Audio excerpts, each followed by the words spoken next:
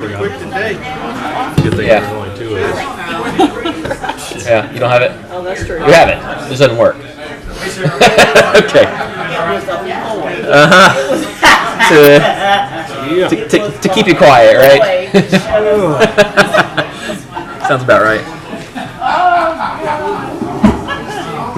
What is all this? What's our budget book? Yeah, I got one too, trying to pick mine up. Well, yeah, I mean, everything has limitations. Mayor's in the house. Seeing you? Hey Brett, what's up, man? Got my UNC on tie on today, and I look like you do too. Well done, sir. I saw John had his. It's like, take it over. Dr. Brett? Hey, good to see you, buddy. What did you Good. say? I got your note. I Just don't want to Yeah. interrupt the taking meeting. out of the Taking a chance. Want to wake up Mr. Moyer or anything like that? lights. No, who's doing that? I was looking it up. So, the typical fluorescent bulbs, you know, they're not like incandescent, but they still use about 33 watts. Seriously. They were able to, in my office, they have three, and they were typical of, I'm not sure about here, but they're probably the same. Oh no, this one's different, but You replace it with one LED light. that's about 20 watts. Yeah.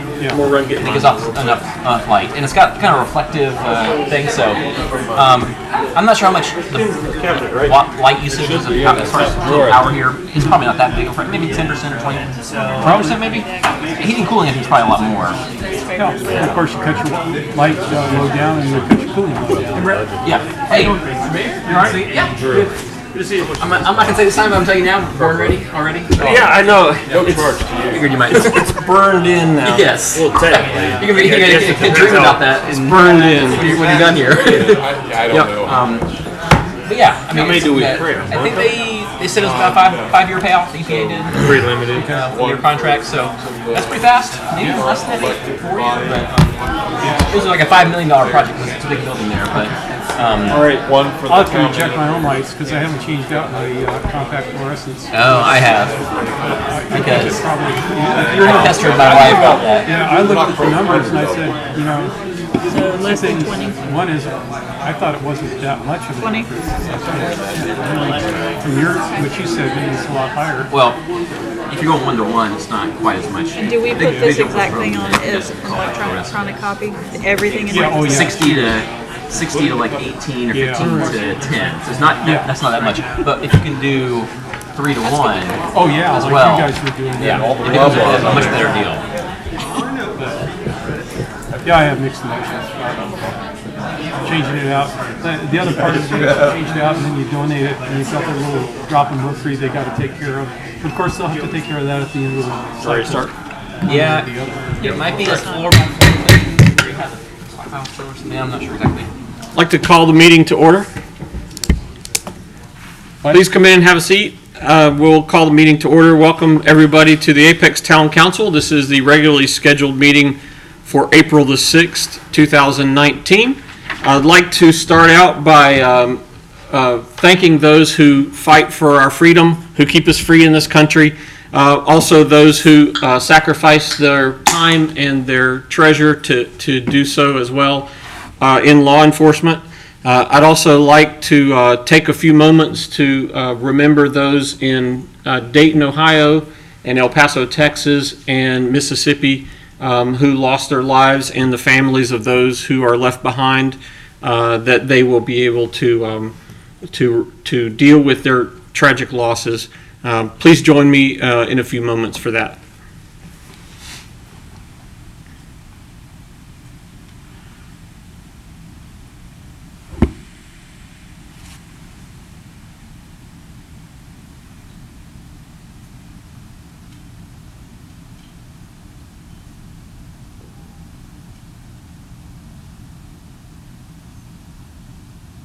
Thank you.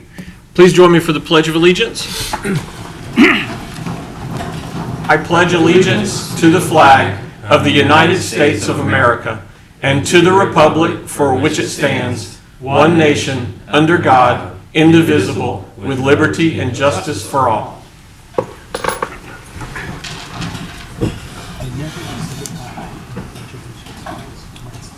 Welcome, everyone. A couple of quick notes. If you intend to speak tonight, there are sheets up here. You need to sign in on the particular public hearing or public forum that you need to speak at. Please read the title at the top carefully. These sheets do look alike, but they are different in title, so you make sure you sign up for the correct public hearing. Also, if you intend to speak, there is a yellow sheet on the podium outside that looks like this. These are your speaking guidelines for the public meeting. Please be familiar with them before you come up to the podium tonight. And lastly, if you missed it, there is an agenda that looks like this also out on the podium. Feel free to go grab one at any time. The town clerk will be collecting these sheets in just a couple of minutes, so if you intend to sign up, you need to do so pretty quickly. I'd like to move now into presentations, and presentation number 1 is for the Human Trafficking Awareness Week in 2019. As a reminder, this is our third one. We've done this now in 2017 and 18, and it is a week of activities to help bring awareness to the subject matter of human trafficking. And for that, I will be presenting this to Nicole Bernard, and we'll do that in just a minute. I'll bring you up. First, I'll read this.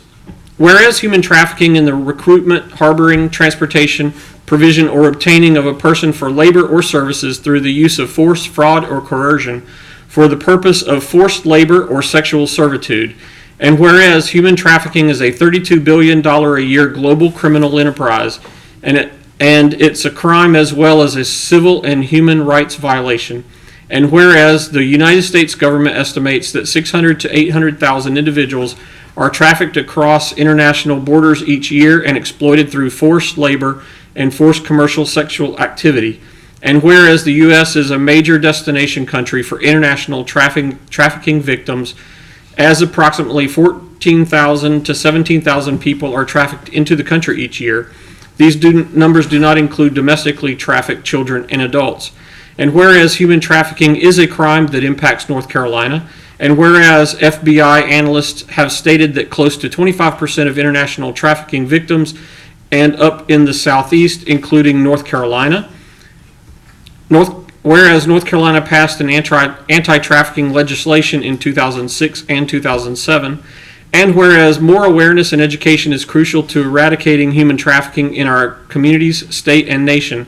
Whereas Human Trafficking Awareness Day is observed annually in municipalities across the country in order to educate the public and raise awareness about human trafficking, and whereas the town of Apex has a strong commitment to social justice, and whereas multiple governments, nonprofit, and faith-based organizations, as well as concerned individual citizens of Apex currently provide leadership, philanthropy, advocacy, and dedication to end human trafficking in the town of Apex in North Carolina.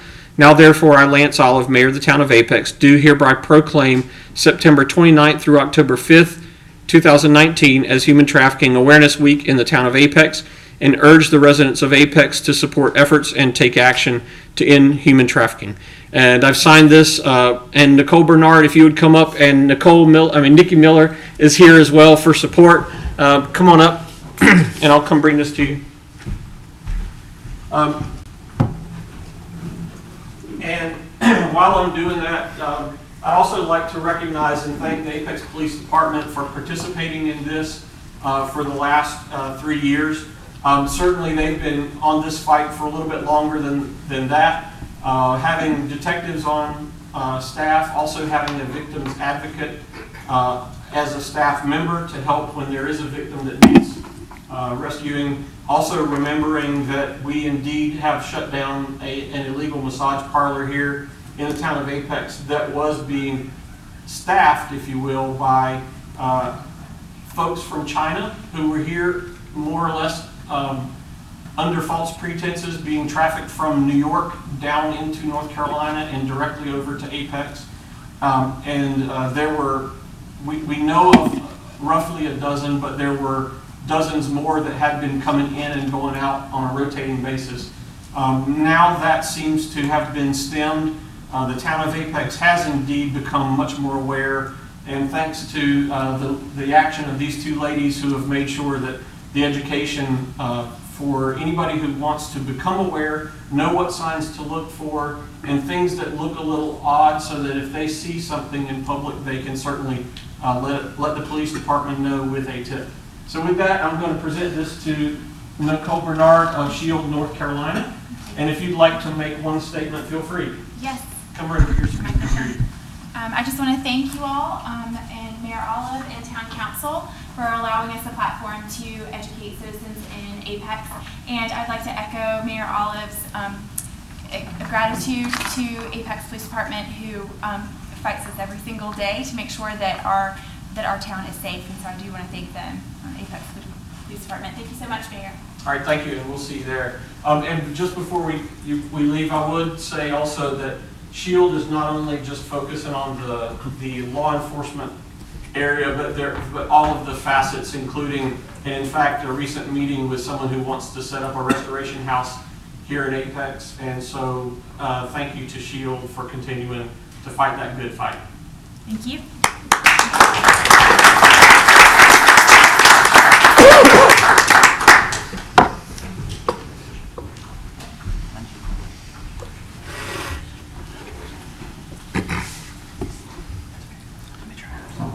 I'd like to move now to consent agenda. There are some items here. Typically, consent agenda is considered non-controversial.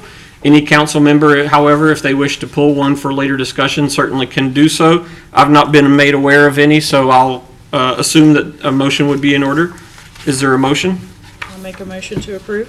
Second. All right, we have a motion and a second. Discussion? All in favor indicate by saying aye. Aye. All opposed say no.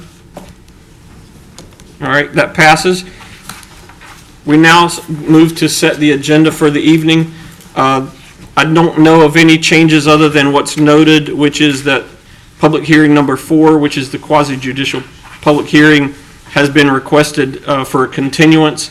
I believe we need a certain action for that tonight, so if it please the council, I'd like to make that one, to hear public hearing number 4 actually first tonight. Other than that, I think the town manager would like to make a statement before we go to closed hearing, but I don't know if it's necessarily an agenda item. So with those comments, are there any other changes or comments, or is there a motion? I'll make a motion. We approve the agenda with the said change. Okay. All right, we have a motion and a second. Discussion? All in favor indicate by saying aye. Aye. All opposed, no. All right, that passes unanimously. We now move into public forum. This is a time where you get to come speak to us, and we will listen. If you haven't have signed up, please make sure you're familiar with the participation policy on the yellow sheet. And as I look at the sheet, I see one person has signed up, Cricket Thornton. Cricket Thornton.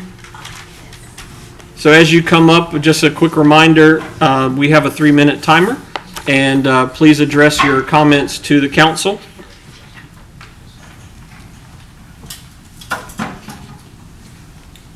Oh, and I see you've marked that you represent 4 or more people who are present. Are there people who you speak on behalf of tonight? Can you please raise your hand? This is on actually business item number. Oh, pardon? This is actually on business item number 1. Okay, all right, that's fine, because it's not a public hearing, so feel free to come on up. And if you need up to 9 minutes, you're welcome to take it. We've timed it at 3, so. Okay, perfect. And there's the little timer right there. And I have, Sure, that'll be fine. Hand them to the clerk there, and she'll take care of it.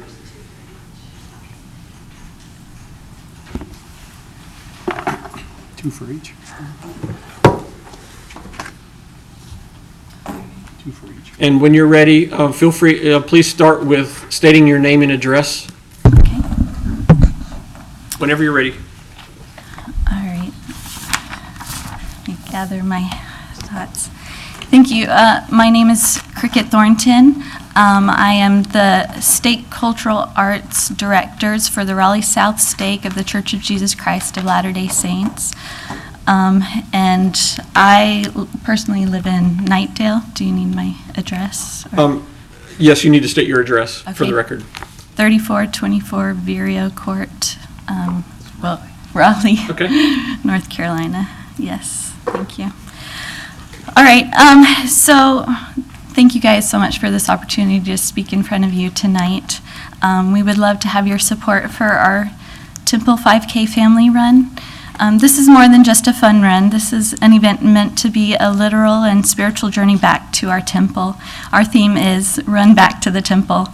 The temple is unlike a regular Sunday meeting house. It's considered to be a holy place, a place of God, a place we can draw closer to Him, and a place where we can make covenants or promises with the Lord, a place where we can walk away feeling inspired, encouraged, and more at peace. There are only currently 168 in the world, and so we feel very honored that Apex is home to one of these. This is a historically unique and significant time for our members. Our temple has been closed for the last 2 years, almost 2 years, and this event would be timed to be 3 weeks right before the reopening of the temple. And so it's to remind members to come back and rededicate their hearts to the Lord. More than 40,000 members, church members, are assigned to this temple district, and many of them visit the temple as often as once a month, bringing revenue to your town as they stay in hotels and dine in local restaurants. Many temple weddings book your local venues for the receptions as well. My personal congregation in Nightdale comes quarterly for youth trips, and one of our favorite things to do is to grab burgers at Highway 55 afterwards. So we love to have traditions that are here in Apex. The Apex stake alone has 11 congregations, most of whom are your constituents and would be very appreciative to have your support. So the run, temple runs have been done across the country to celebrate our beloved temples, and we wish to give that same experience to our local members here. This is not a competitive race, but a family event. We don't need to stop any traffic or close the greenway. Many will be walkers, and we're going to have a staggered start to alleviate all congestion on the greenway. We are more willing to put in whatever measures you guys suggest in making it a safe event for all. The greenway would prove to be the safest route for our participants and cause the least amount of inconvenience for the community and the surrounding neighborhoods. And unlike other runs, ours has a specific purpose of running back to the temple, and so thus it cannot be moved to any location or any park or any trail. And there are other fun runs, including like the Bexley Hills Annual 5K, have been using the greenway for runs and have not sought official approval. While we wish very much to have your approval and support to make this the safest and most efficient event this can be. So lastly, I'm sure you've seen, we would love to invite you to our temple open house in September, because like we said, this is historical for us. The temple will be open to public, and this has only happened one other time, so we would love for you guys to come and see what happens in the temple. So thank you so much for your time. All right. Thank you, Cricket. Thank you. All right, thank you. And because that is on our agenda later tonight, we will be considering that at the appropriate time. Okay. Thank you. Thank you.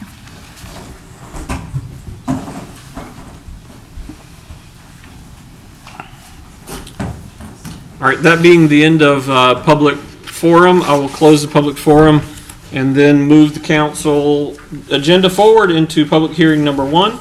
And presenting tonight on a question of annexation is Diane Ken, our planning director, and this is annexation number 634.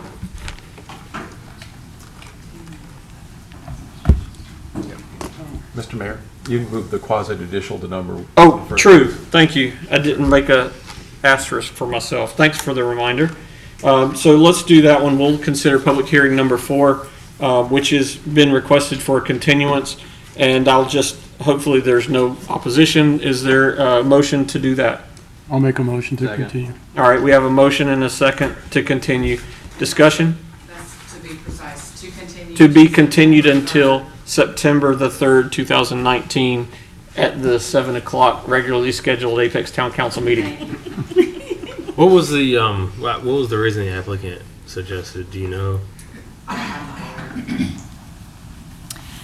They switched their lighting engineer toward the end of the submittal process, and the lighting plan was not ready to go. And instead of having a lot of conditions in front of you, they felt it would be better to continue it and get the lighting plan in good shape.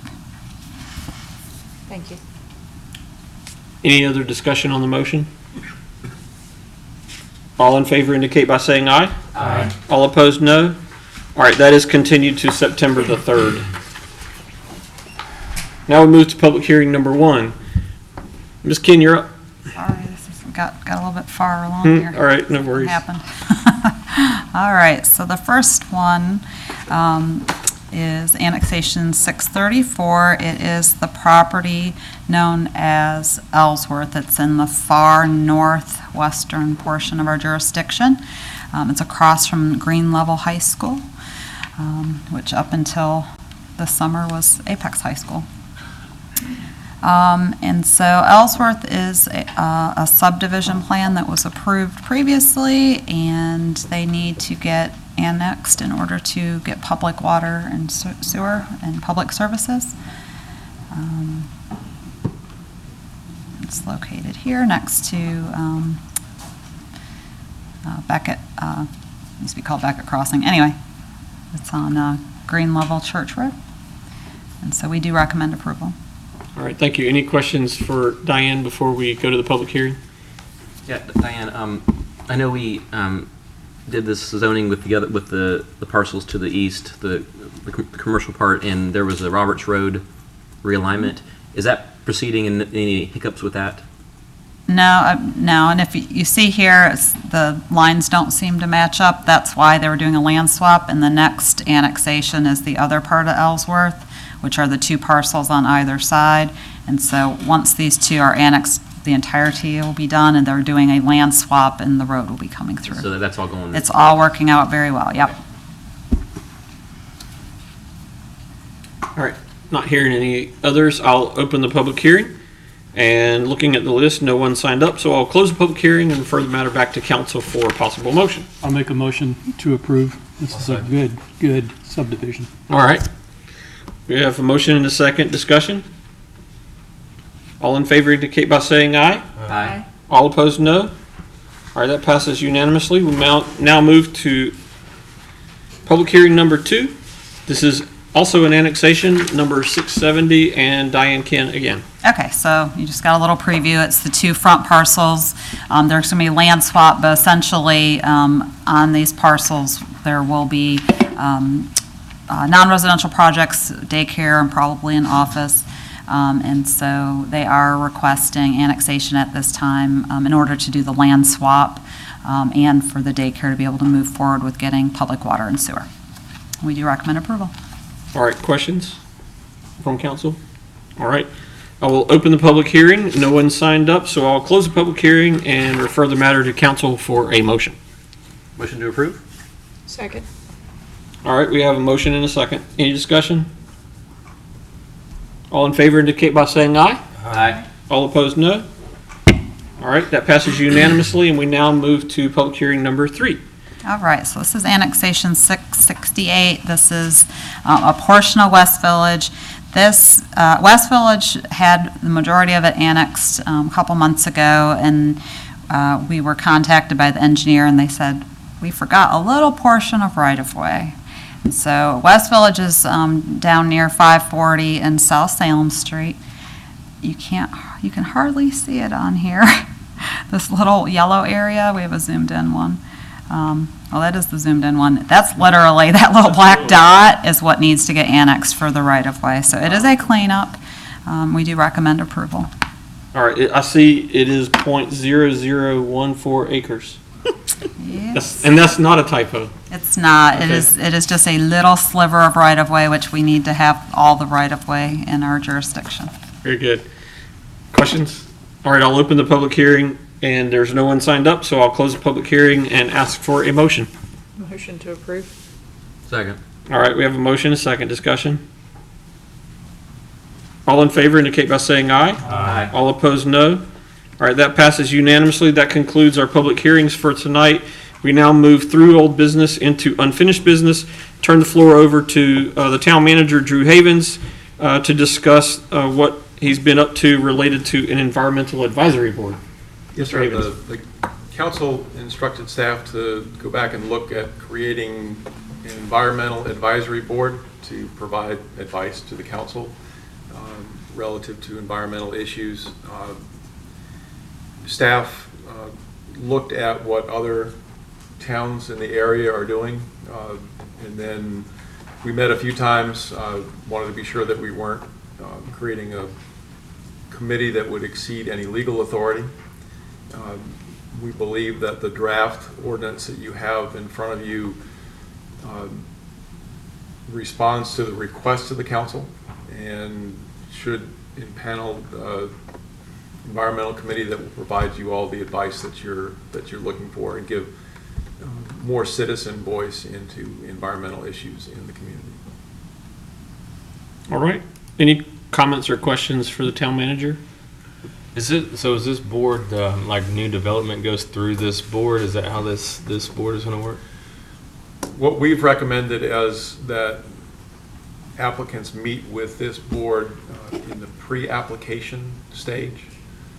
So they could come and explain their project, and it's primarily for rezoning. So they'd be able to come and explain to the board what their plan is for a rezoning. The board then could react to that, provide their feedback to the applicant, and then they would also, this board would make a report to the town council as part of the rezoning request. It's not something that this board won't be able to legislate, so they won't be able to force anything on applicants, but certainly for applicants to get a sense of where this citizen board is anyway on environmental issues related to development, certainly. Mr. Havens, you said that you researched other municipalities that had similar boards, and I think we had chatted earlier about how some were initialized with some development review and later kind of went over to more like a UDO or a environmental issues broadly committee. Is that? That was some of the feedback we received, is that they basically self-selected towards more global environmental issues in the community as opposed to just focusing on development. One of the things that we would like to see this board do initially would be to be tasked with a thorough review of our UDO relative to environmental protection, tree protection, buffer, stormwater, things that touch the environment, and make recommendations to the town council and the planning board to amend the law. So that would really should help minimize the amount of requests from applicants that would deviate from good environmental practice. So hopefully that's the first thing this board tackles if it's impaneled, is to work with the planning staff and go through the UDO and then come to the council with recommendations for changes. I think that's an important task, but do any of the cities currently, their environmental review boards currently look at development? Yes. Okay, and some do not, and Correct. some used to, but now do not. Okay. Maybe I'll say this publicly. We discussed how this committee might be a good venue to possibly replace, Councilman Dozier's not here, but possibly replace the town council environmental committee, because that'd be a good place for citizens to voice their concerns. That's mostly what this committee's been. So I hope we revisit that when we're doing the new task. That might be a good thing to empower this committee to have that responsibility as well. I think it can be written it's already written in a way I think that they can do that, but the public hearing in that committee might be a good spot for that.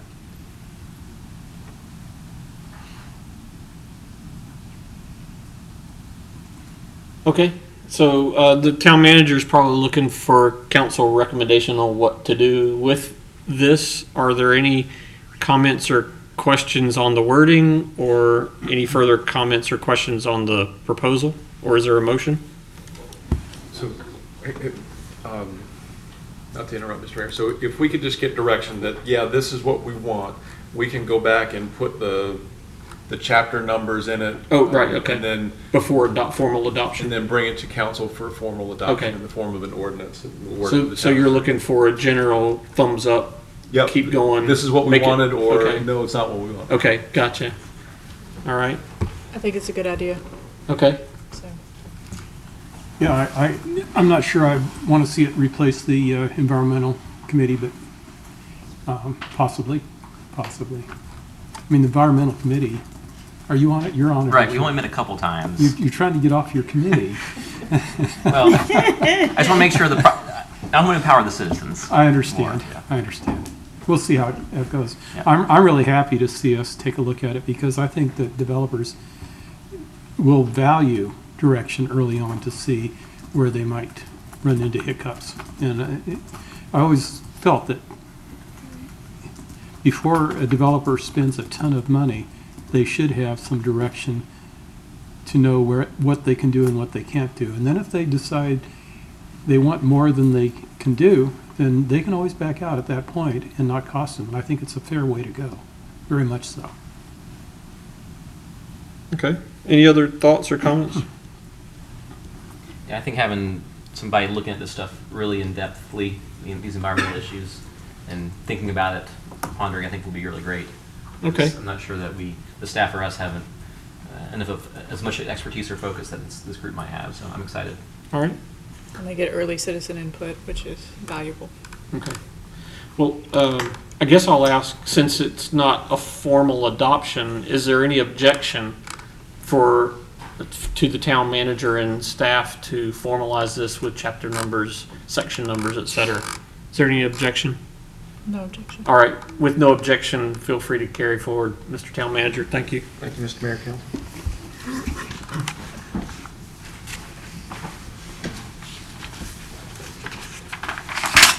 All right, that takes us to new business, and new business number one is David Wood of the Halley Cultural Arts Center, and he's going to talk to us about the 5K run request. Good evening, Mayor, council members. As you heard during public forum, the Church of Jesus Christ Latter-day Saints has applied for a special event permit to hold a 5K run on September 2nd. It has gone through the internal staff review from all the departments. The two departments that are have to manage this event would be the Parks, Recreation, and Cultural Resources Department for the Greenway option, which are in the maps are enclosed in your packet. And option 2 would be kind of a neighborhood road course, which the police have made comments on that as well. So the staff is not recommending this event, and the main reasons for that, I'll talk to the Greenway option first. That is Labor Day weekend, so J.C. Park, Kelly Road Park are in full use during the Labor Day weekend, the Greenway as well. A race during that time could potentially pose user conflicts with bicyclists, other runners using that Greenway. They have proposed up to 200 runners. The Greenway is only 10 feet wide, so it'll be a challenge to have that open to the public and have a race at the same time. Also, it's been department policy for the most part not to allow 5K runs in parks or greenways other than town-run 5Ks, which the only one is the Turkey Trot 5K held the Saturday before Thanksgiving. The director, John Brown, probably gets 3 or 4 requests a month for similar 5Ks. So you can imagine if we allowed every single 5K to apply, that's a lot of potential conflicts and closures of parks and greenways. So that's the reasons are there. He also included a memo to include other things. As far as the road course goes, that could displace a lot of people living in those neighborhoods behind the LDS temple there.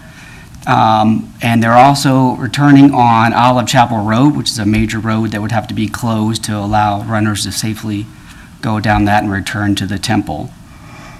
So if there's any questions, I don't know if you need any more comments from the applicant, but they're here as well. I guess I have a question. So it seems just based on what we heard earlier tonight that they're focusing on, they kind of want the Greenway route. That's option 1, correct. have they told us that option 1 is more preferable than option 2, or? Yes, option 1, and as you heard during the public comment, I think it's a return to the temple. So that's why it's a point-to-point race versus option 2 starts from the temple, runs through the neighborhoods, and returns to the temple. So it's my understanding option 1 is first preference. How long did they ask for? I guess, well, I've rewind a little bit. You said the Parks and Rec Department is involved with this one more. The police is involved with the road course, right? Correct. So the ask from the Parks and Rec Department is to close the path altogether, or? No, they would not necessarily, I mean, and John Brown's here, he can also speak, but it's not the idea to close the greenway altogether. So we have never done that previously. That's never been something we've done in the past. So if we did not close the greenway, and this is Labor Day weekend, it's busy with the parks and greenway use, there could be user conflicts. There's always the option to close the greenway to the general public, of course. Mm-hmm. How long is the ask for the race? How long do they anticipate it going? I believe the race started in 2 hours. It started at 9 a.m., so 11 a.m., 5Ks, 3.1 miles, so people take anywhere from 30 minutes to an hour and a half to complete. Right. Well, I've thought a lot about this, and I know we had some brief discussion about it. I'm not seeing much of a problem with this. I mean, I think it's going to be okay. I mean, to the point of it's a return to the temple. This is one of, 128 in the world. I mean, they probably don't undergo major renovations like this every other year. It's probably a really long time if they even do another one, right? So, I mean, I don't want to set a precedent with the 5Ks, because I know they can be a lot to undertake, and hopefully soon we'll have Pleasant Park, for the runners to, have races and stuff around there. But I don't know. My daughter did a 5K at the American Tobacco Trail, and they didn't close it. It was open to the public, and that was a more competitive race than it sounds like this one's going to be, and it seemed to work out fine. I know the path is a little different, but I don't know. I think I'm okay with this after thinking about it for the last, couple weeks.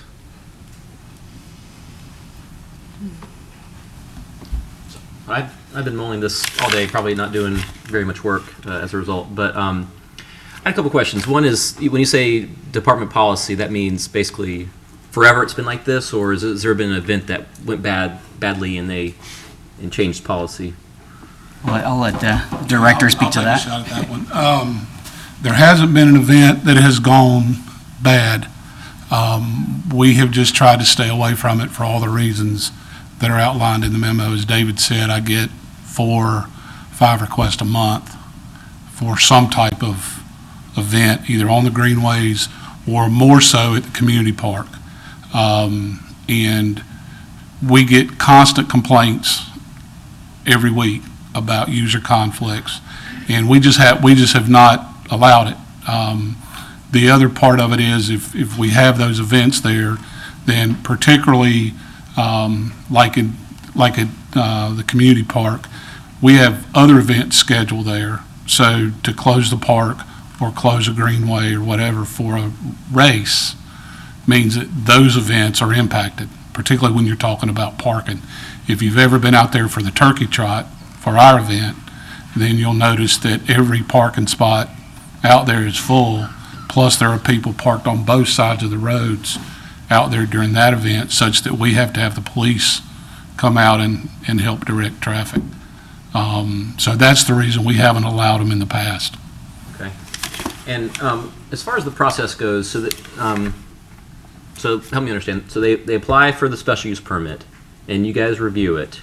Is there a back and forth that says, well, we're not going to accept it unless you guys maybe do shuttles to the event instead of use the parking there, or things like police officers at the crossings of the roads, or these kind of maybe issues that might mitigate some of the problems? Well, there's two different processes. There's the special event request process, which we just put in place, 4 years ago? And there is some of that dialogue because it goes to all the different departments to comment. There's the phone call that I get where somebody calls and says, we want to shut down this greenway or shut down this park for this event. And I just tell them that we have stuff going on. We have citizens that are out there. And so Our policy has been not to do that. So it's two different processes. The special event process, which is what this event has gone through, has exactly what you're talking about. That's why when you see the special events that come in January, they've gone through that process. They've gone to police, public works. There's a, for lack of a better term, there's a committee that weighs in. If they're not involved, they don't weigh in. If it doesn't affect them or they don't have a role to play, they don't weigh in. So there's two different processes. This one's going through the special event process. Police has recommended denial. We've recommended denial. And those are the two processes. Okay. Okay. That's all the questions I have. Okay. Any other questions? Was there any suggestion of a time other than Labor Day weekend? They just applied for Labor Day weekend, so that's all that's been looked at this point. Is it actually Labor Day? Is it September 2nd? Is it Monday? Is that a Monday? The holiday, I think, is observed on the 2nd, correct? Yes, sir. Okay. They made mention of another 5K that operates on the greenways that has not asked for permission. I guess they have a position of ask for forgiveness instead of permission. I don't know. Do you guys know any details on that? We're not aware of that 5K. I talked to the director, John Brown. He has not heard of that race either, so it hasn't been brought to our attention, and something staff has not observed. I'm not saying it didn't happen, but we haven't seen that.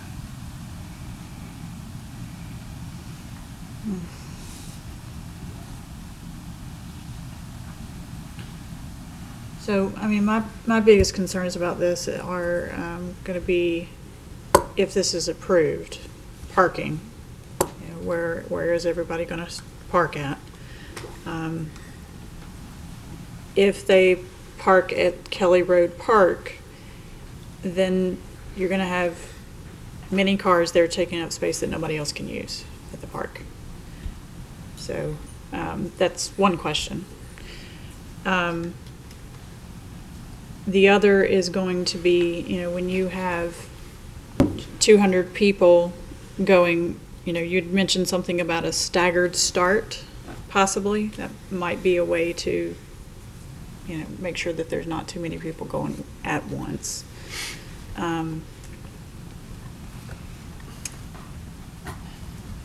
Has there also been discussion of a different time or a different day, like we were talking about? Would you like the applicant to address that? I would like to hear their answer.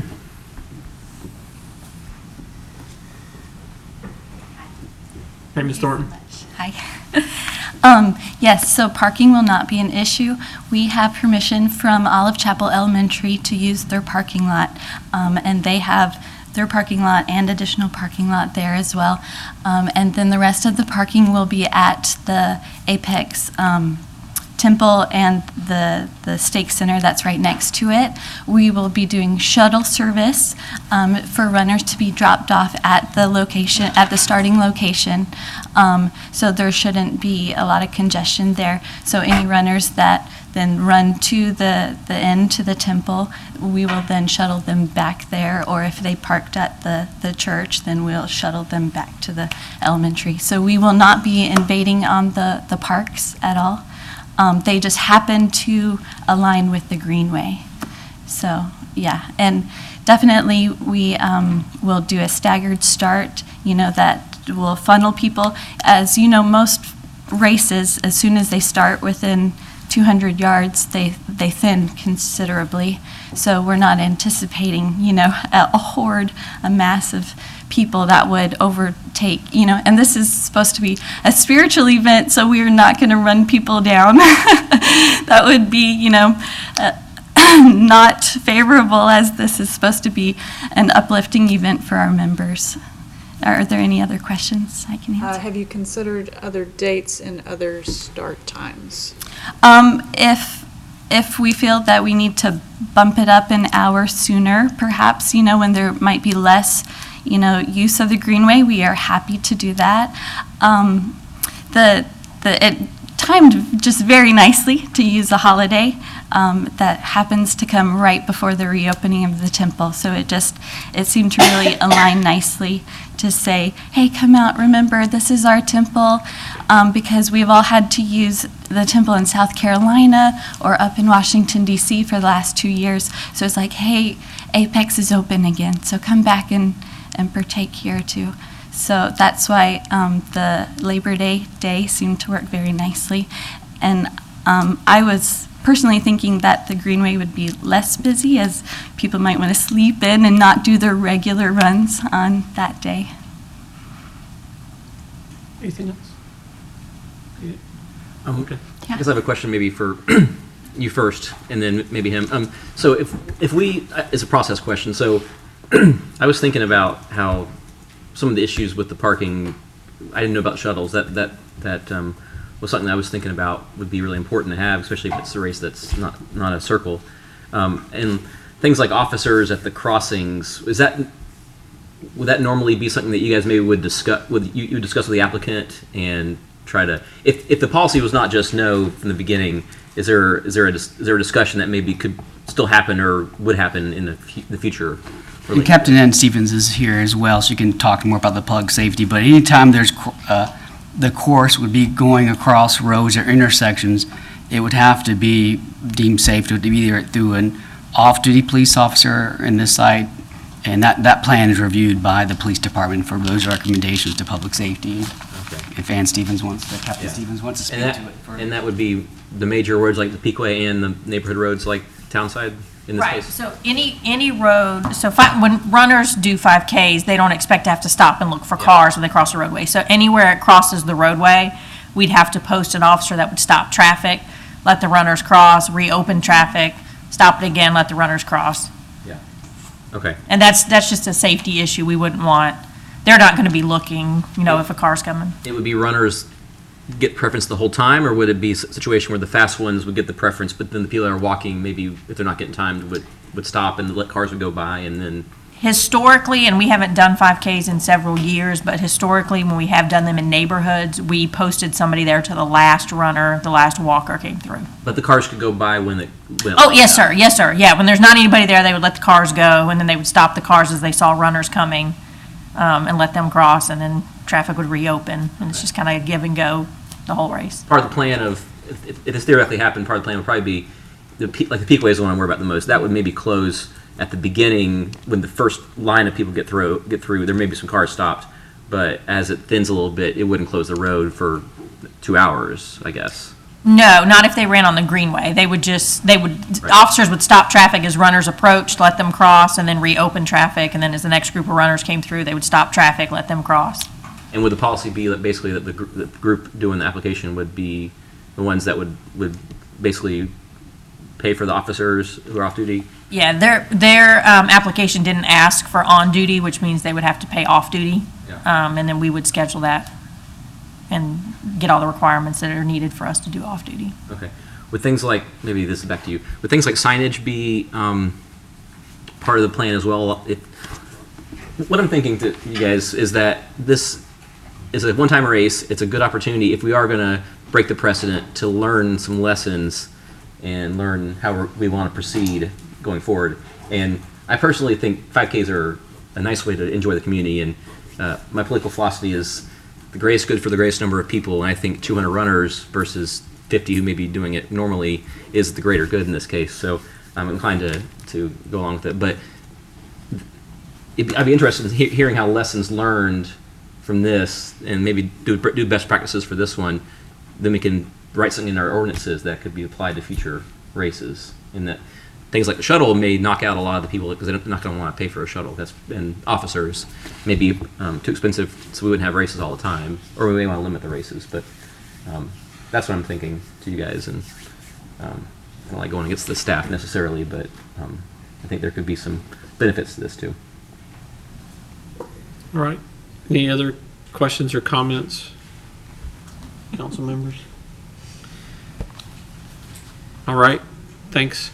At this time, I'll turn to the council. I'm not sure I know which way this is going, so I'll open it up for either further discussion among council members or a motion. I've been going back and forth on this in my head. I mean, I definitely don't want to set any sort of precedent that, any and every 5K that is recommended be approved or even be considered, especially when we have Pleasant Park coming up, which is where we want to funnel all of our 5K requests in the future. But, Brett is right in saying that, this is a one-off thing. We're not expecting this to be a yearly thing that's happening. My preference would be that it starts earlier, so that it would start like at 8 and go to 10 instead of 9 to 11, if we're going to do this. And, obviously, if your parking is not going to be at Kelly Road Park, you're not taking up anything from anyone else that wants to enjoy it on Labor Day. So right now I'm leaning in favor. Is there a motion? I'll make a motion that we approve the 5K. Okay. I like, while your motion is hanging there in the air for a second, maybe before I called for it, I would have there's a couple things I'd like to comment on too. I like what you said about starting earlier, but ironically not too early, because there's a lot of 6 a.m. to 7:30 a.m. exercisers, and sometimes you forget about that until you get out that one morning at 6:30 driving to work, and you look in like, what are all these people doing up at this hour? So there is probably a sweet spot right there, and I think I would say 8 to 10 is probably as least impactful, because I think by 10 you're going to be seeing citizens out there wanting to use the Greenway. You're going to see cars wanting to get through, and they'll be annoyed that runners are crossing the roads. So we have to be cognizant of that. So I like those, and I'm hoping that you'll be willing to add that to your motion. And secondly, I like what you said, Councilman Gant, about using this as an opportunity to learn. In fact, one of the things I kind of off the cuff commented on this when I was just sort of casually, because I think out loud a lot, and which was, hey, this is maybe a good opportunity for us to say yes, but also have somebody who's agreed to take notes on what's working and what doesn't, including the post-mortem, if you will, after the race is over and everything's torn down. What the next day, what went well, what didn't go well, what complaints came into the police department or town hall or whatever. Of course, town hall might be closed, but you get the idea. And in fact, this is why this is why one of the reasons why I wanted to have a Parks and Recreation committee made up of 2 council members is exactly for the purpose of establishing suggestions for policy. So this is a perfect example. Right now, even though we have a process and we have sort of we don't do 5Ks unless it's our turkey trot 5K on the park, and or unless we have a 5K track that's dedicated for these kind of things.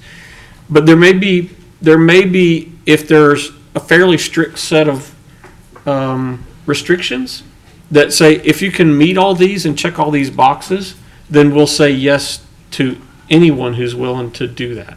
So this may be an opportunity for us to analyze and say, what could we do? And it may be one of those things where we look at it and say, it can only be on greenways, or it can never be on greenways. It only can be on, town streets, or it can't be on certain streets, or it only has to be one lane of a street so the traffic can. I mean, there's probably some things that we could try to figure out, and if we could develop holidays. Yes, or not holidays, or only holidays. I don't know, but I think there's opportunity for us to say, what are those policies and that way we're not picking and choosing from one group we might be perceived to like better than another group, and we're supposed to not be playing favorites to the groups.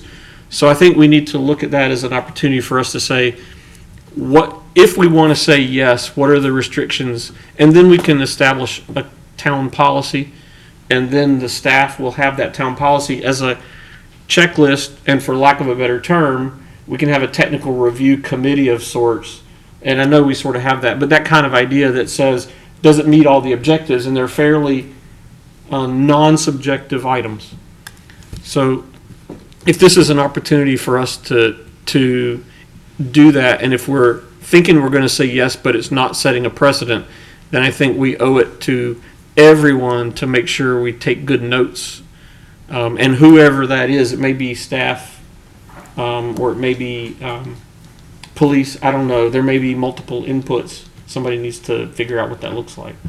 Can I ask Mr. Moyer, Yep. you mean, are we saying yes to their application, or are we saying we would like the police and the Parks Rec folks and the applicant to kind of come back together and kind of figure out with the officers and all these things that maybe are the police would request? Are you saying just go with it, or are we? So I think that's a great point. I think we've had a lot of good discussion here of a way to make this work where it benefits kind of what everybody's looking for. So I think it's probably more for everybody back together. Figure this out, let's make it happen. If we need to move the time up 30 minutes or an hour or whatever, right? The busing thing is great, so we're not taking up a parking spot or a parking lot. Plus it's over at the elementary school, which, you know, probably very few people park at for the park. So I think it's coming back together. Okay. That's my If that's what y'all prefer. Well, there's not much time. I mean, there's about 4 weeks. So I think if we're going to say yes, let's say yes with some limitations tonight, and let them have some positive forward motion rather than go home wondering. Okay. Even if they're planning to, even if they could figure out they could maybe knock it out, I'd rather just go ahead and figure out what are those things that we want to say to do. So if we say the Greenway, and if we say that for another thought, frankly, would be when the runners have gone and now you're at walkers, that they may have to be held until there's a few walkers before they stop traffic to cross the road.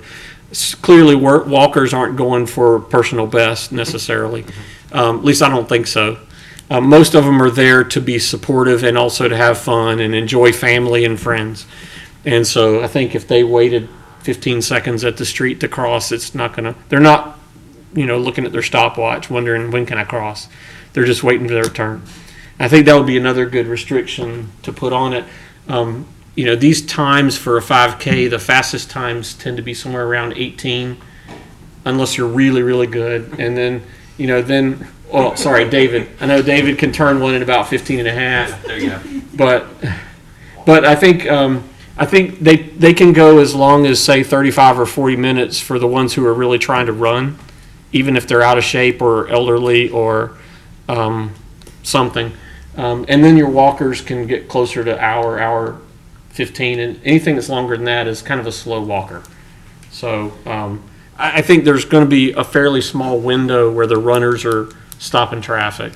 So is that information that the police might use to say how long there needs to be a I think so. Yeah, I think so. And I think with the applicants nodding their head the whole time I'm saying that, I think I'll take that as that's fine with them if walkers are kind of held up and bunched and escorted across in a batch to limit the impact on traffic. Because clearly, the last thing that they would want is to find out the next day that there are 82 phoned-in complaints and wanting to find out who was this 5K race for. Because they don't want the bad community. In fact, if anything, you want the opposite. You want a really good community relationship. I mean, I've heard that from many people from your church. So I know that. So my back to you now. You made a motion to approve. Do I need to add all that? Well, my request would be that we set the time at 8 to 10. That we allow the walkers to queue up and be crossed to limit the traffic stoppages. Yeah, the police are really good at that. Good, okay, great. Really good at that. Yeah, I just want to make sure that's said And to limit it to the Greenway. And to limit it to the Greenway. And let's see, was there another? I didn't mention this yet, but I think some signage on the Greenway, like a couple days before might be helpful. I'm not sure if that's policy. Can y'all provide signage for that? Okay. Do it tomorrow. All right, so, and signage. Yeah, the applicant will coordinate that with our staff. We don't want people just going up Okay. up signs, so All they'll right. coordinate with our. Possibly Subject to coordination with the town staff, okay. Possibly signage, I'm not sure, possibly signage on the Peakway that, the signs that say words, electric signs that say there'll be runners through this area in this time. You mean an advance notification? Yeah, like a couple days before. I'm not sure if that's, I leave it up to them to kind of figure out what, Okay. is appropriate for that, but Um, a warning for people, I think. Yeah, I think it would be certainly good to make sure that people who live in the area have an awareness of the event. And maybe we can follow with some social media just to help spread the word around. I mean, all it takes is one good Facebook post in a neighborhood and an HOA email, and you've covered 50 to 75% of the neighborhood. I think that covers it. You okay with those amendments to your motion? That's fine. Okay, thank you. All right, is there a second? I'll second. All right, we got a motion and a second. Any discussion on that? Well, I'm probably the one that might say no. It sounds like there's going to be 3 yeses, but I'm concerned frankly about the precedent aspect and the date. I like the idea of the study. But the other 2 are kind of dominant. I would like to know from staff, does this make any difference for your opinions by our making these adjustments?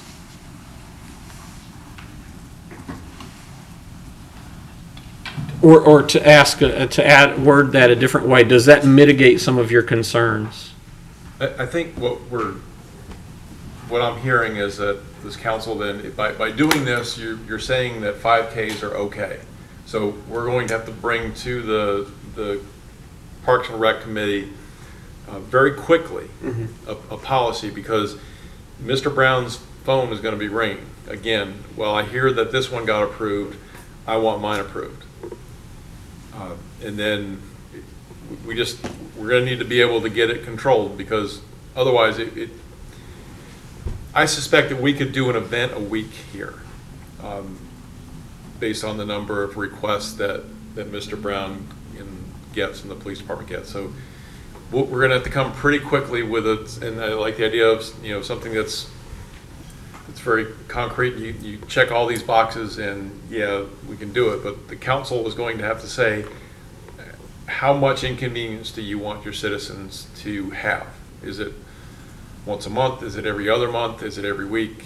So the committee will need to work, and our staff will work with the committee to come up with a policy, because once one, and that's always been our reticence, is once one is approved, we can't say no, because then we're discriminating one group in favor of another or against another. So we're going to have to be very clear in what the standards are. So that I think this helps with the, and I think in my discussions with the council, I've said we can do these. I mean, our people are really good at organizing things and figuring out how to cross people and all that kind of stuff, and figuring out logistics, working with applicants. So there's no doubt we can do it. It's just we have to be prepared to repeat it for many of these.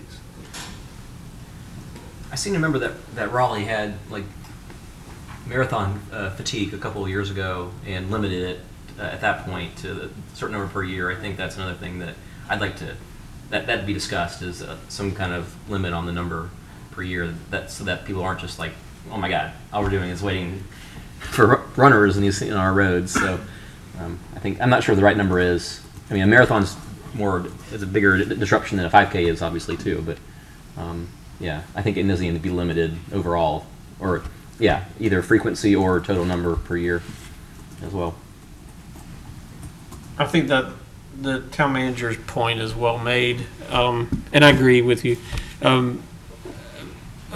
about wanting to make sure we establish a policy. I would follow this before we call for the vote by asking, and Councilman Moyer, as the chair of Parks and Rec Committee, would you be able to call a committee meeting in fairly short order, even before this race, so that we can start with the town manager's calendar in mind, so that we can at least start the conversations with what are some of the things that we would be concerned about if we allow 5Ks to be become part of what we do. And if we go that route too, I would also say it's way better to be super restrictive at first and then slowly relax the standards than to try to start with relaxed standards and go the other way and tighten, you know. I guess would you be willing to have a committee meeting fairly soon to start those conversations on policy, so that way we can establish a checklist that the staff can use and we don't distinguish or discriminate other than based on objective metrics? Sure. Okay. All right. All right. Any other comments? Thank you, Councilman Jensen. I appreciate your input. I just think that there's other ways that this could be done to bring the temple into focus. Like, I remember some time ago there was the Million Meal program where all the churches got together and packaged food for children of Guatemala and other areas. And I just think that I've always looked at these 5K races as fun, but not productive, not truly productive. So I'm going to vote against it. That's my conclusion. All right. If there's no other discussion, I'll call for the vote. All in favor indicate by saying aye. Oh, hold on. Oh, sorry. Oh. We're voting against the denial, right? The motion, no. The motion was to approve it with all the conditions. No, that's all right. No, that's fine to clarify. That's good to clarify. The motion was to approve the 5K race with all the conditions that we talked about, including taking notes, setting some policy conversations in motion, and also being clear that this doesn't set a precedent. Yeah, okay. Because we're using this as an opportunity to take notes. Okay. It was set up as a negative in the thing, but okay. Right. Gotcha. It's whatever the motion is. Okay. It's what you're voting on. So the motion is for approval. All right. Got it. All right. I'll call for the vote. All in favor indicate by saying aye. Aye. All opposed say no. No. Okay. You have 2 no's. Okay. You get to vote. All right. So there we go. That was a surprise. So the vote was 2 for and 2 against. So that puts me in a position where I need to ponder my vote. So I was not anticipating this, so let me talk it out for a second. So I am concerned about the impact on staff for 5K races. We have not done them for a while for a reason. I do remember when there have been races, we have gotten complaints. We have gotten calls. We have had people who are trying to just drive their kid to a soccer game and get held up. Now, that was when it was on a street, a neighborhood street. In this case, the restriction to the greenway, with the exception, of course, of the crossing of the street, I think that changes that dynamic so that it's not at least that, but it could interfere with people who are out for a nice, quiet, leisurely walk. With that said, a greenway is for walking, jogging, even running. I don't want to set a precedent, and I certainly don't want to get to where we are approving 5Ks and in fact find ourselves looking at 50 a year. Or, if I'm not being hyperbolic, it could be easily 30 a year. So with that, I will vote in favor of this one, but with all the caveats that we've talked about in place. I do think that this is a one-off race. It's not like you're trying to set up an annual event. So I think we're not setting a precedent even for the applicants. I also do, in fact, love the idea of a pilot program. So we did the downtown little parklet so that we could let people try it and see what they like and don't like. I think it's been a while since we had a 5K of some kind that created a disruption, and certainly it will when it uses public space. Question would be, what does the disruption look like? How do we characterize it? So I'll vote for this and break the tie, but I will ask staff to work with the applicant to figure out who's going to take notes. I would like to see a post-race report of some kind that is not on how good your race was for you, but how it impacted the citizens of Apex. And I think part of the conversation needs to be, where does that come from? I do, since off-duty officers are being used, I think that's very wise to use many to keep people safe and also to help, frankly, answer the questions of people who happen to be on the Greenway who don't expect a 5K race and are looking for somewhere to ask some questions. You know, I hate to put that on an officer, but that's probably going to happen. They're going to look for somebody in charge to say, what is this group? Why are they on the Greenway when I'm out here trying to exercise? I also would like to ask that the Greenway itself be limited in its closure, not just for a 2-hour race, but even at the beginning, delay the starting of closing up some pieces of it until as late as possible. Question?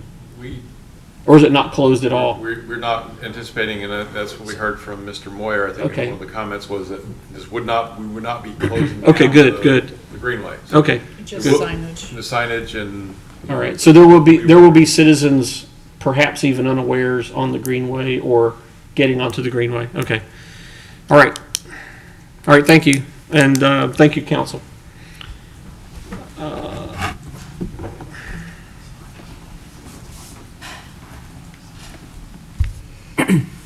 All right, that takes us now to new business number 2, and this is a request for further direction upon presentation of information from the council. Dennis Brown, Construction Project Manager.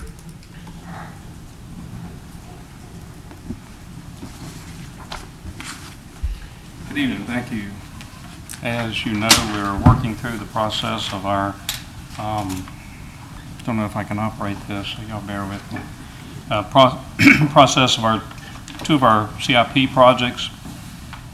Both projects are somewhere in the 85 to 90% construction document being completed. The plans on both projects are to have plans ready for bidding of all or portions of the project in September, and be a bidding period, and then the plan of starting work in November. On both projects, the plans have been through TRC, and they're on Pleasant Park. There are 5 items that were noted as not complying with the UDO.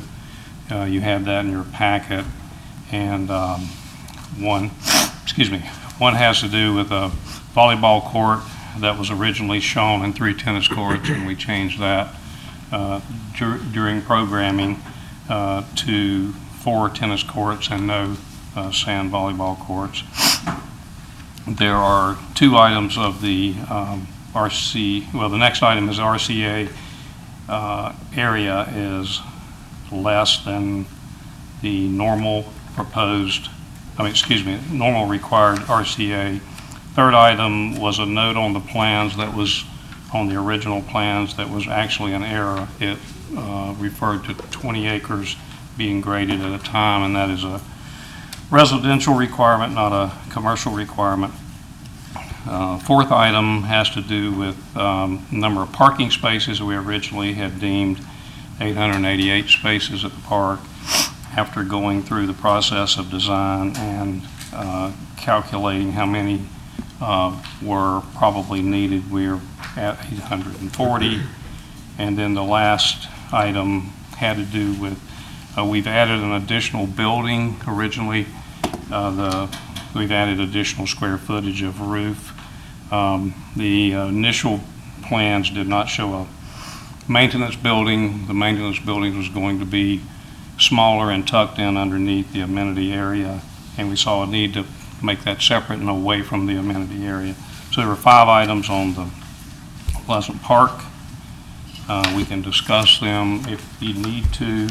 And then on Senior Center, there were 4 items. And Mr. Brown, I want to have the council react or ask Okay. questions on Pleasant Park first, if you have any before you move on. I think you might have had, do you have slides there? I do, but I'm all thumbs here right now.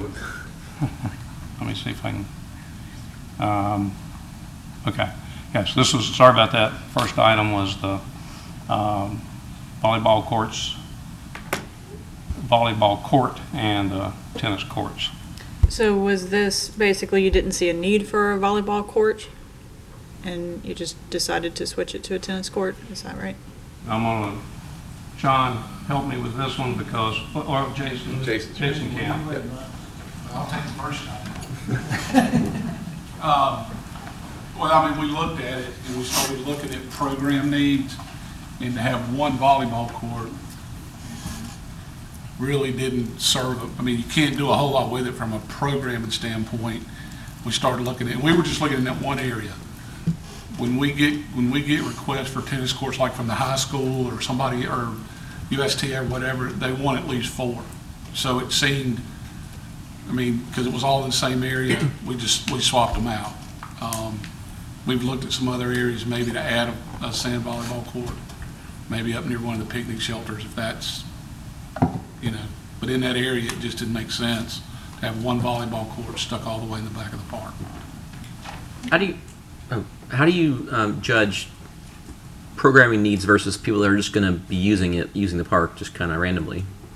Well, we just, based on our best professional judgment and what we see every day and what we get requests for, and we don't. I mean, that's really kind of how we judge it. I mean, most of the requests we get from citizens to use volleyball courts are not, I mean, I'm sure that there are people that just go out there, 2 people go out and hit a volleyball, but most of the requests we get are from more organized play, from groups that want to go use them and that kind of thing. You have a feel for, you hear more from the organized groups, but in practice, I'm not sure if it's more of those just 2 people going and playing, or not. I mean, do you guys monitor that for the other parks? We do. And usually it's the organized stuff that's the bigger user? Most of the time. Not all the time, I mean, but most of the time. Okay. I mean, I'm sure if you have it out there, people will go use it, but again, when you're looking at groupings of courts and grouping of space, having 4 tennis courts is more of the norm as opposed to an odd number. Like when we deal with USTA, we deal with, those kinds of things.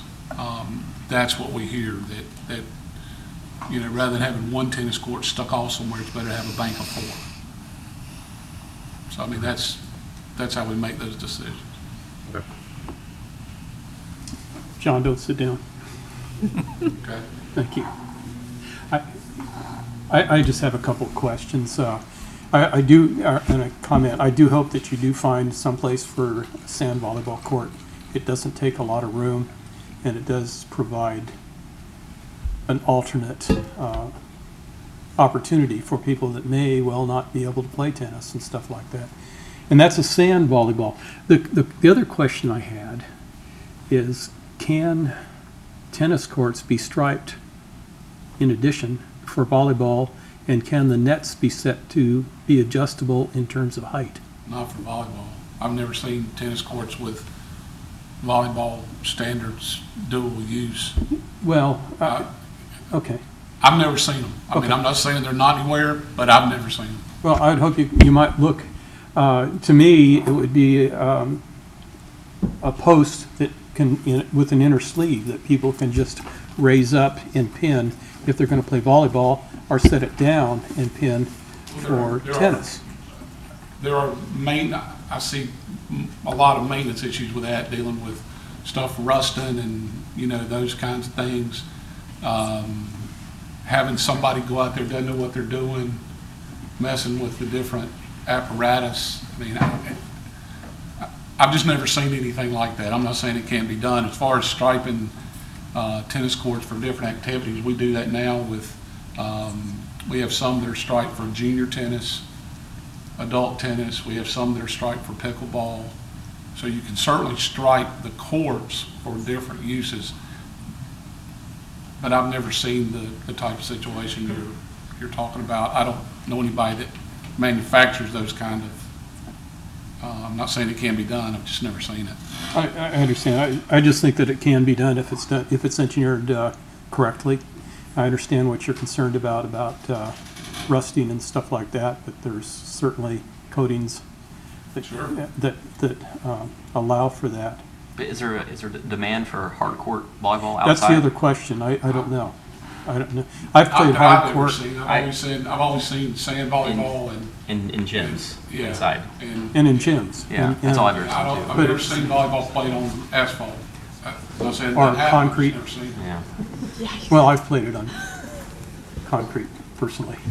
Not recently. I mean, when I was actually capable. But we had looked at another location for the same volleyball court over near one of the picnic shelters. Okay. You know, so I mean, that could certainly. It's really not a good surface because in volleyball you can be on the ground pretty quick. Well, you're just not going to dig any balls out. Maybe one time. Only once, yeah. Okay. They're different nets too, so They are, but yeah. And that's the other, and Mr. Burton Senior just brought something up too, with the net tensioning, the size of the court. yeah, I understand. It's just, I think it's problematic to bind those two activities together. See, I was never a pro volleyball player, and the net didn't matter that much. We put the small people in the center of the court because they could jump up and catch the low part of the net. Anyhow, all right, I'll just pass on this. Okay. So I have a couple of questions, I guess, before we move on. So, item number 2, the RCA is being proposed to be less or different. What, could you expand on that a little bit? Yeah, I'm gonna let Jason help us with that one. Yeah, so relative to the RCA, and it's sort of a funny, fickle thing because it's park and everything's open space, and the way your RCA ordinance is written, you're limited when you're counting RCA to open areas, grass areas, to a certain number of acreage, and then you don't count it anymore. And so, and one thing I do want to clarify, that's the actual only deviation as it relates to the UDO. The rest of them are changes that, because this was an approved site plan, staff can't just approve on their own. We need to bring them back to you. So the other items are not actual UDO deviations. They're just changes to the plan that require council consultation. But relative to that, we far exceed the RCA requirements, and certainly can do some more plantings in some other areas. But we have way more RCA in open space than is required per any sort of development plan. We just don't have as many that's actively planted because we're participating and playing on a lot more of it in that particular case. So what is that number of open space considered RCA that you were mentioning? I guess without the trees in it, right? It's open fields and stuff. So, right, it's 2 acres is what you're capped at, you know, and we have dozens of those acres that we're capped at only counting 2 of. Okay. And so we're just, what we've come back and said is we're providing more RCA than we had in our previous plan and the overall, but we don't have as much if you cap me at that 2 acre counting of grass play areas and some of the slope areas, non-heavily planted areas, things like that. So this project, I'm sorry, so this project falls under the 25% RCA rule, is that correct? So if we counted all of those acres that you only limited to 2, at what percentage do you fall into? Are you saying if I stop at 2 or if I count everything? Yeah, above? both. If you stop at 2 and if you count everything. Okay, so if we stopped at 2, I think we were at 24.6, and we said 33% is what our minimum we're going to provide. It's actually greater than that. I mean, you can start picking, choosing little places over the site, but to make it easy, the very bold areas, we just said we're going to provide a minimum of 33%. But we were short by 0.4%, as far as the truest sense of the rule. Okay. That's actually what I was going to ask. Okay. It's the subjective number, I think 0.4%. Well, it's not like there was Doesn't explode the the thing. either, right? I mean, it's Right. open field, so.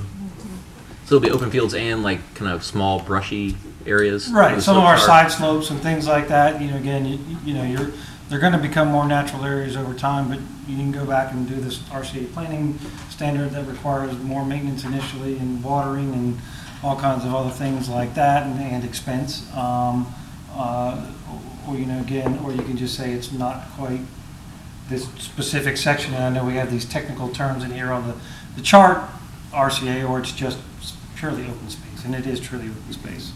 So technically, we're providing 24 and a half, but we're really providing about 30. Is that right? Yes. Okay. The parking spaces went down just because of how everything kind of finalized with the design, or? This is a good question. Yeah, so relative to the parking, when we, believe it or not, of all the engineering and technical manuals and everything out there, there's not a lot of publications on parking in parks. And certainly this has been a progressive design process, and sort of our initial pass through this, we parked as much as we could. As we've refined the design and we've done some few things in here, we fine-tuned the grading over the gas line. There's a gas line running through the property, things like that. It started to whittle down. So we actually went back and spent a lot of time. We talked with a number of user groups to include, you know, NCFC and some of the other sports organizations. What do you guys like to have on your field, as well as rudimentary as it sounds, we went and looked at a lot of existing parks in the state. We pulled up the aerial photo. We looked at how many fields they had, and they counted them and sort of came up with some standard ratios and things like that. And we said, you know, we probably were over parked, which means we probably had more impervious surface than we needed, and all those things. So all of those things started to come together. We do have the potential for some overflow grass parking areas if we find out that we need it in the site, that could potentially be paved. But we wanted to be as sensitive as we could to runoff and cost all at the same time. So the nature park parking, I play soccer there. It's always too low. So we're not going to make the same mistake with this reduction as we did for that, right? On a facility by pound for pound, however you want to call it, a facility by facility basis, we're significantly more parked at Pleasant Park than the nature park. Okay. That's a good question. That parking area further away is fine, but people don't like to use it. So okay. All right, and then for the grading on number 3, we're just removing a note from the engineering plans. Is that right? Right. So we. That's actually an error on our part. That's a note that we brought over. That's a typical note that's on single-family residential projects that made it all the way through the review process and ended up on the approved plan.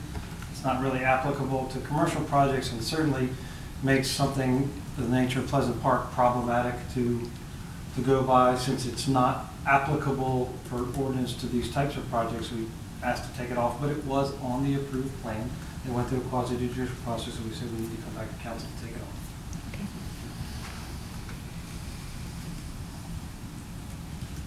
And then the last one, you're just adding a maintenance shelter area, correct? Or maintenance building? For the most part, that's correct. We're changing the maintenance shelter. We've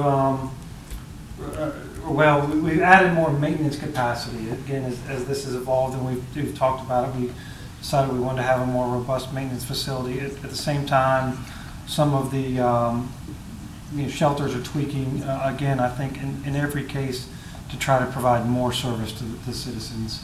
And again, because we were more than 10%, that couldn't be done at the staff level. There's nothing, we're not asking for ordinance deviation. That's just simply staff can't approve it because it's more than 10%.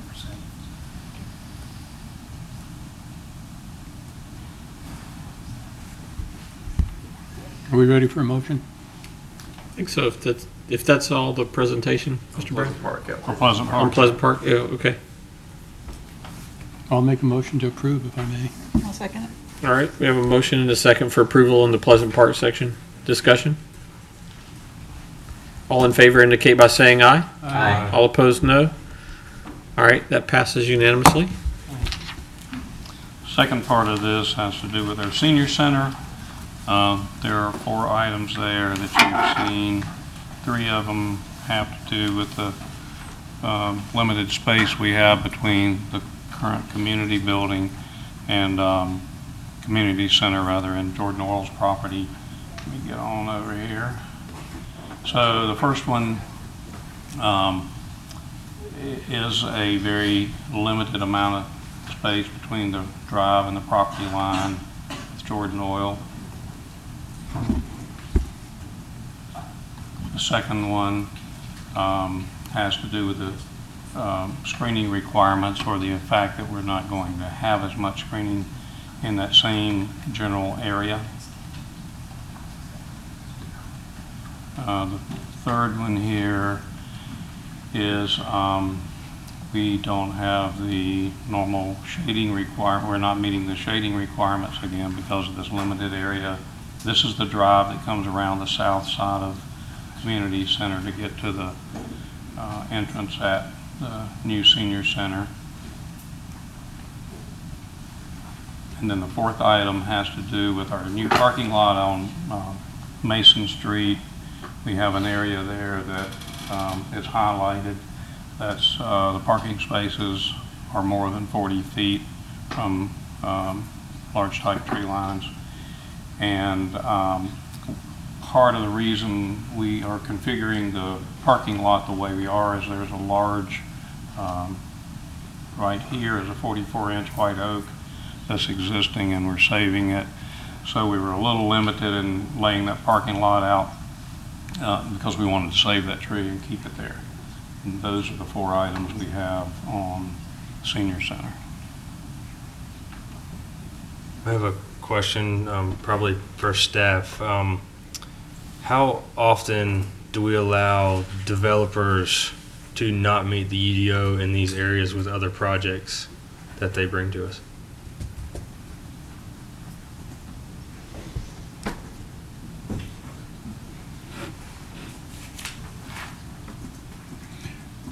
They can go to the Board of Adjustment.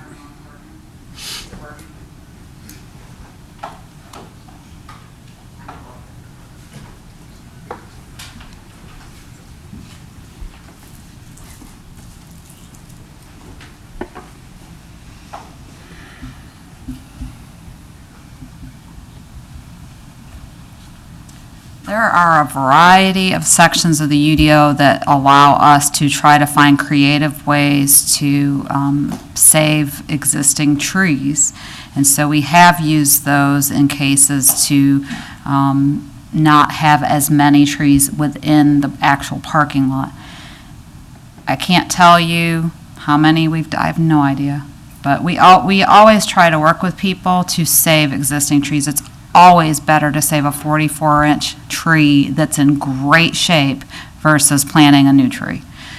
So I can't tell you exactly. There are things in the ordinance that allows us to do that. I maybe could have found something for this one, but this was, the town can be exempted. It was easier for me to just exempt it. So in terms of the regulatory part of this, I've already exempted this per the UDO. You all just wanted to hear what things have been exempted so you as the property owner could decide whether you agree as the property owner that you want to do that. You can always choose to meet every letter of the law in the UDO, but I've already said it's reasonable and practical not to have the tree in the middle of that parking lot because we're saving this 44-inch oak. So I love the fact that we're putting effort towards saving the mature trees. I was referring to, for example, item 1. The distance between the Senior Center Drive and the property line of Jordan Oil is 1 foot 1 inch instead of 8 foot wide. How often do we allow that? Would never be allowed. But the reality is you cannot have the Senior Center on this property and meet these requirements. It cannot happen, and that I've been saying that for years. I don't know how many of you were on council at the time we had a presentation at Wake Med for the council annual retreat, and I had told you then that you would not be able to meet all the ordinance requirements if you put the senior center on this campus, and it was decided that it was coming here. So that would never be allowed with a private development, but it's impossible. There's no room. You'd have to tear down part of the community center to meet the requirement. It's just the reality of it. with that spot, it's only 1 foot between the thing. Yes. So what's going to happen there? Is there going to be a fence? Well, so I think we should wait to see the curb lines put in. Once the curb lines are put in, I think we're going to have to go out there and figure out what's the best thing to put out here. It probably will need to be a fence between the two. Okay. Because it's it not, looks like it's the same driveway theoretically. it's not it'll have a curb on it, but it's not optimal. It is not optimal. It's also a little bit of elevation difference in those two, not much, but a little. Okay. I mean, I would say we at least need to have something there visually so people aren't popping the curb. But I'm not sure what the best thing is. It may be bollards, because where it gets so close, I don't know if the fence is going to work either. It might be bollards spaced out. We'll just have to look at it. Okay. I've talked with Jordan Oil as well, and they're concerned that we do something there to keep pedestrian traffic from drifting over in their area. Is it possible to ask Jordan Oil if they would be willing to sell us just a sliver to make that a little safer? We've been in the process of that, and we're pushing the limit right now. With Jordan Oil? Mm-hmm.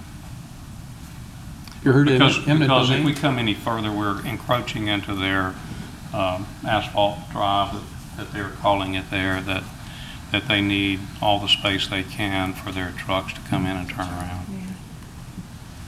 So if I could, I'm Robert Carmack with Smith Sennett Architecture, the architecture firm. We've tried to move this road as tight to the community center as we can. We're coming across the corner with the sidewalk, the road width. I mean, all of this has been in discussion.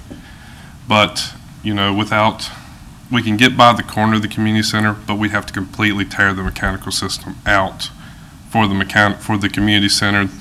The screen yard, the boilers, the chillers, the generator that powers the town hall, IT here, everything is right there in that corner. And we've tried to slide it.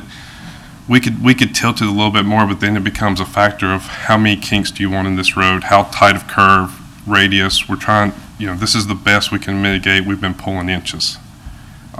We've had several conversations with Jordan Oil about their road, their truck turning radius is coming down Hughes Street, turning right, and coming back around.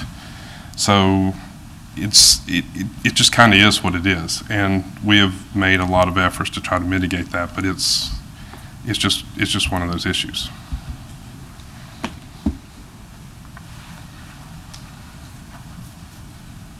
So we do come right up to Jordan Oil's gravel or paved driveway that they have there, is that? I mean, we're within a foot. Within a foot, and they're up to their property line, I guess, or something almost. And once we get it staked, we get all the things out there. We can look at it, see if there is a fence or a green strip or something to divide it, to divide the two.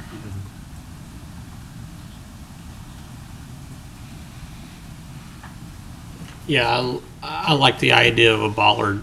I mean, or a series of bollards, because you don't want to tempt anybody for whatever reason to come close to the curb, because they could easily hop it, whether accidentally or even on purpose. I think having the sidewalk on the other side next to the building is good, because that'll help keep the pedestrians over near the building, which is where they're going to want to be anyway. I mean, if they wander off of that sidewalk, they're going to wander anywhere, and they'll go wherever they want. So I'm not too worried about pedestrians walking between the bollards. I don't think a fence is necessary, but I think you could have low enough bollards that are innocuous, that aren't necessarily obvious or ugly, but at least can protect from something to go across. Or something decorative, theoretically. That's Could be. strong, I guess. Could be. Public art, maybe? Well, I'm not sure if it's wide enough, but I'd love that. But I mean, I think this is, given the circumstance we have, I'm fine with, personally, with this, these deviations. I think this is good to keep the project moving forward. And, while I'm still not happy that North Hughes Street is not going to, or South Hughes Street is not going to be, or North Hughes is not going to be open and gated, I think that's a mistake. I do think that once we get this built and we get everything going, I think people will wonder why in the world we're not letting people use that entrance, and I think we'll visit that at the appropriate time. But I support these deviations, and I think it'd be good to get the senior center moving forward. So the sidewalk along the community center there, how wide is that? 5 feet. 5 feet.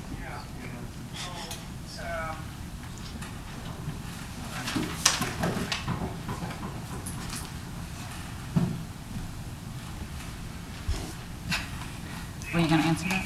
How wide's the sidewalk? I said. Oh, I'm sorry. The width of the sidewalk? Yeah, I said 5 feet. Oh, Yeah, I did. yeah, it can't be any narrower.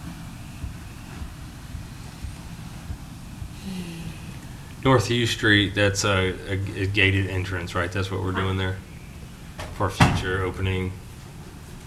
Right now, it says emergency vehicle access. That's what the council voted to have instead of opening up North Hughes Street, because North Hughes Street is actually Jordan's driveway. It's a non-conforming, very narrow. You know, I was serious about, you can put a nice fence there or that does meet a public art type of a thing. Just depends on how it's done. And certainly that can be part of the conversation after. Yeah. But you know, now. whether even if it has dual purpose, right? It could serve as bollard material. Yes. For the purpose of not allowing a vehicle to cross, but Yeah. based on its proximity and the fact that it's going to be visible, it could, I mean, for that matter, it could even be used for the community center to post a banner of some kind. Doesn't have to be public art, it could be useful. But anyway, that could be, I think staff can work on that later, what goes there. The question really in front of us is, are these deviations acceptable to the council? I'll say they're acceptable to me, and I think we've discussed it pretty good. I'd make a motion to approve. Second. All right. Any discussion on the motion for approval? All right, not hearing any, I'll call for the vote. All in favor indicate by saying aye. Aye. All opposed, no? No. All right, that passes 3-1. Thank you, Mr. Brown. That brings us to the conclusion of our open business items. The town manager did wish to recognize or be recognized. So, Mr. Town Manager, I'll give you the floor. Yeah, thank you, Mr. Mayor. You all may not be aware of this, but this is David Hughes' last night sitting here with you as your assistant town manager. He didn't know I was going to do this. No, I didn't. Irritated by it. Hopefully I can embarrass him just a little bit. So David, this is his second stint with the town of Apex. He served here from July of 1996 to January of 2000 as our Director of Construction Management. He left, did a little bit of time in the town of Pittsboro as their town manager. He served as a Deputy County Manager in Chatham County. And then realized that he wanted to come back here and work with me. Or he came back here in spite of the fact that I was coming here. He came back as our Assistant Director of Public Works and Utilities, transitioned to the Director of Public Works and Utilities, and then through reorganization, very pleased to have him serve as your Assistant Town Manager. So he served Town of Apex for about 9 years. Just shy of 19 years in local government, but this is his last night here. He has been a very dedicated public servant to the citizens in the town of Apex. I've come to rely on his counsel. He is a unique engineer that can actually explain stuff to me so I can understand it. Marty Stone is sitting in the back of the room, who will be assuming the role of assistant manager when David retires. But on behalf of our staff, David, thank you, and the citizens, I think, owe David a debt of gratitude as well. And I just wanted to let you know this was his last night with us here. Yep, thank you, David.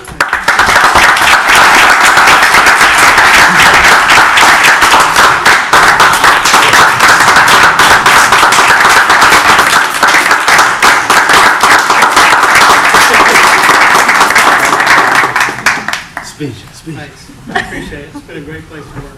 Great citizens, great staff, great elected officials. It's been a pleasure, really. I've enjoyed every minute of it. Awesome. We're going to miss you. We are. Yeah, we're going to miss you. Thanks a lot. You're a great, respected individual, no doubt about it. Yep. Very much appreciate your time.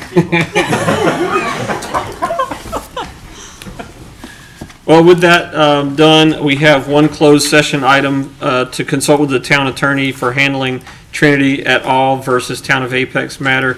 Could I have a motion to go to closed session? I'll make a motion to go to closed session. All right, we have a motion and a second. Discussion?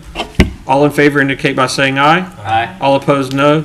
All right, that passes unanimously, and for the public, we have no more open sessions tonight. Thank you. I didn't have. Did you think you were gonna sneak out? I was hoping to. Yeah, no, I ain't gonna happen. How are you?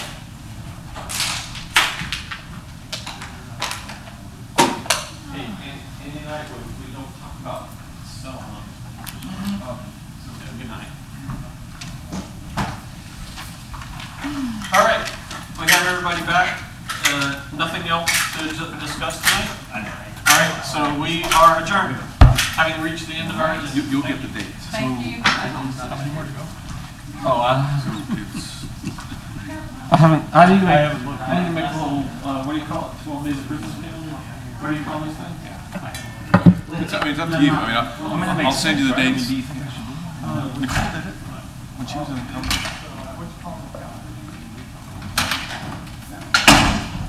Probably not.